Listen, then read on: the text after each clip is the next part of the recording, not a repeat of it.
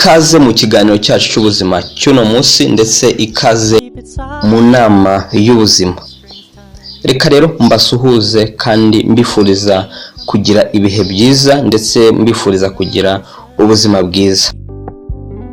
Cyacu cy'uno munsi turarebera hamwe akamaro k'igitunguru ndetse n'intungamubiri ziri mu gitunguru. Reka rero mbere yuko dutangira mbasabe imbari bwo bwa mbere ukore share, ukore like ndetse na comment.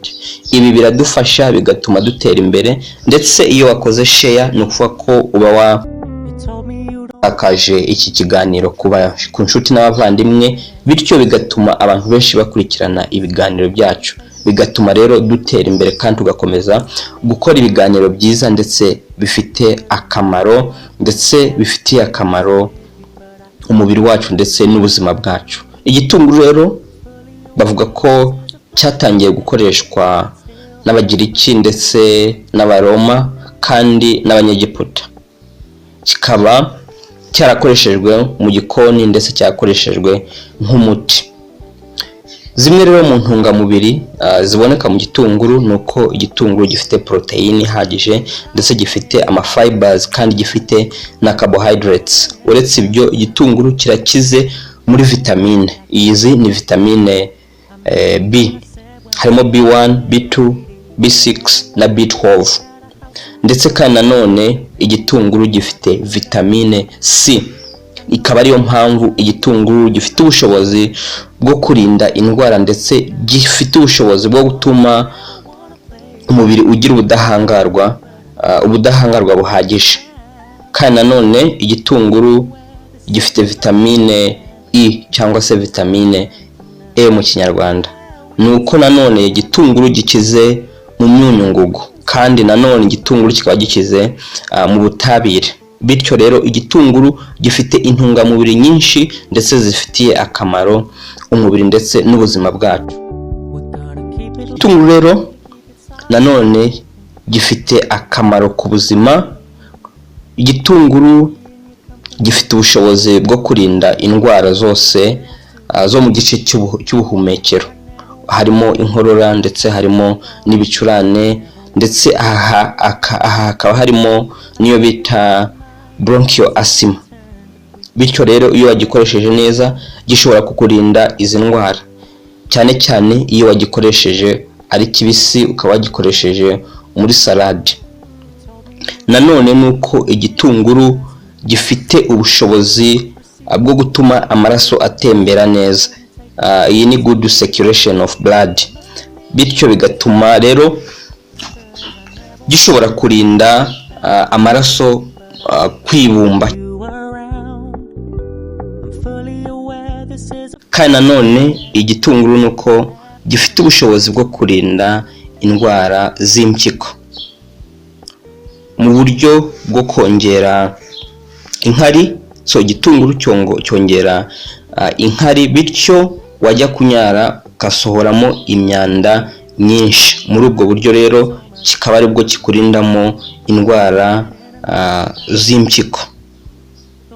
Nanone kandi igitunguru gifite uburyo bwo kugabanya isukari nyinshi mu maraso.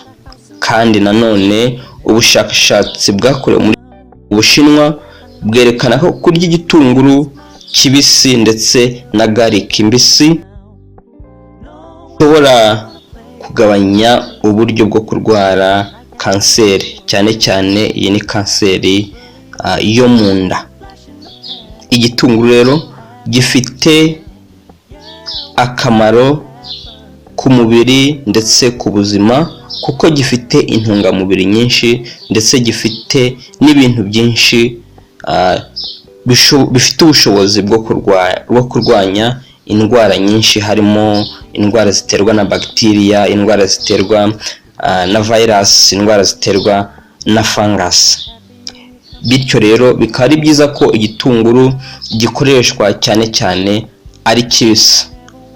Igitunguru rero gifite yenda se amabara navuga ko ari abiri.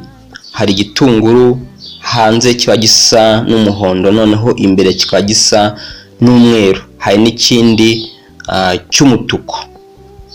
Ibi byose rero ni byiza, ariko icyumutuku gifite ubushobozi bwinshi mu bijyanye n'ubuvuzi kurenza icyumweru, ndetse uretse n'ubwo buryo bw'ubuvuzi, ndetse iki cyumutuku gifite intungamubiri nyinshi kurusha icyumweru. Ariko muri byose ibitunguru ni byiza iyo byakoreshejwe ari bibisi. Reka rero tubikunde kandi tubikoreshe mu gikoni, ndetse tubikoreshe no mu biryo byacu, ndetse no mu buzima bwacu bwa buri munsi, cyane cyane tubikoreshe ari bibisi.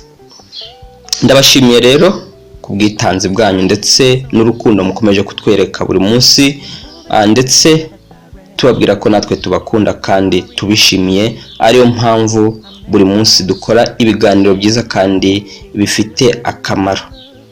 Reka rero ikiganiro cyacu tugisoreze hano, ariko tubifurize ibihe byiza kandi tubasabe mukomeze mudutera inkunga, ndetse mukomeze musharinge ibi biganiro byacu ku nshuti n'abavandimwe, kugira ngo nabo bagire icyo bunguka mu bijyanye n'imirire kandi ndetse no kwirinda indwara bakoresheje ibiryo.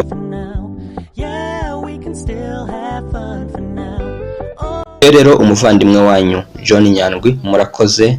Shalom shalom, naha tugarukiye naho ubutaha.